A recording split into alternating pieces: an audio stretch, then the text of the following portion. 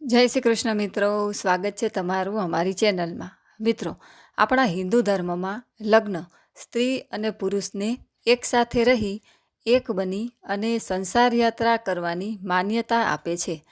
લગ્નને વિવાહ પણ કહેવામાં આવે છે. આપણા હિન્દુ ધર્મમાં થતા સંસ્કારોમાં લગ્નને એક જીવંત અને મહત્ત્વનો સંસ્કાર ગણવામાં આવે છે. દેશમાં અલગ અલગ સંપ્રદાયોમાં અલગ અલગ રીત રિવાજોથી લગ્ન કરવામાં આવે છે. લગ્નમાં ઘણી ધાર્મિક વિધિઓ કરવામાં આવે છે અને લગ્નમાં આવેલ બધા લોકો આ વિધિઓ માટે ઘણી તૈયારી પણ કરે છે.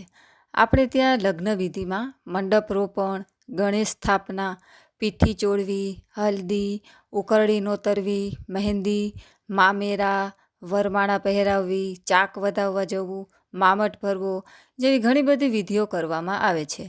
લગ્ન એ ફક્ત બે વ્યક્તિનું જ મિલન નથી, પરંતુ બે સંસ્કૃતિ, બે કુટુંબનું મિલન છે.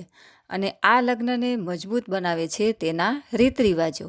આપણા લગ્નની વિધિમાં ઘણી વિધિઓ એવી હોય છે કે જે વ્યક્તિને લગ્નમાં ઉત્સાહમાં તરબોળ કરી દે છે. આપણે ત્યાં લગ્નમાં વરરાજા જાન લઈને આવે ત્યારે તોરણે વરરાજાનું સ્વાગત કરવામાં આવે છે અને આ સ્વાગત સાસુ દ્વારા કરવામાં આવે છે. અને ત્યાં તોરણે વરરાજાની સાસુ વરરાજાનું નાક ખેંચે છે. મિત્રો, આજના વિડીયોમાં આપણે તોરણે આવેલ વરરાજાનું નાક સાસુ શા માટે ખેંચે છે તેના વિશે વાત કરીશું. આ વિધિ વિશે અલગ અલગ પ્રદેશમાં અલગ અલગ માન્યતાઓ છે.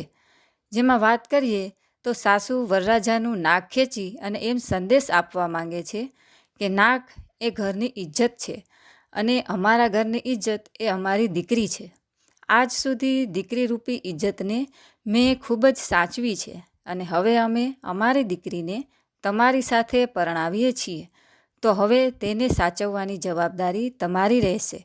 જેવી રીતે અમે અમારી દીકરીને કોઈ તકલીફ પડવા દીધી નથી, કોઈ આંચ આવવા દીધી નથી, તેમ અમારી દીકરીને સાચવવાની અને તેના સુખ દુઃખમાં સાથ આપવાની જવાબદારી તમારી છે.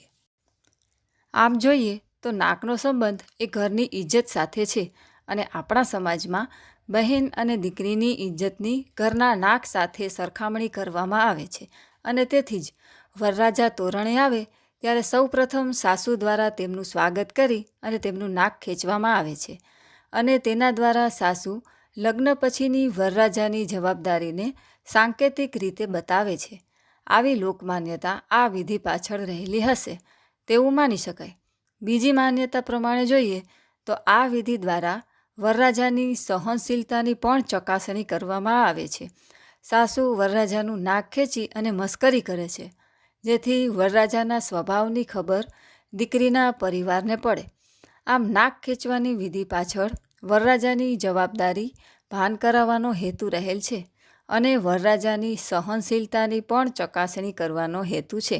તો મિત્રો, આજના વિડીયોમાં આપણે લગ્ન વિધિમાં વરરાજાનું નાક ખેંચવા પાછળની માન્યતા કે કારણ તેના વિશે વાત કરી. આ વિડીયો તમને પસંદ આવ્યો હોય તો તેને લાઈક અને શેર કરજો અને અમારી ચેનલને સબસ્ક્રાઈબ જરૂરથી કરજો તથા પાસે રહેલ બેલ આઇકનનું બટન જરૂરથી દબાવજો, જેથી કરી અને અમારા નવા વિડીયોની નોટિફિકેશન તમારા મોબાઈલમાં આવી જાય. જય શ્રી કૃષ્ણ.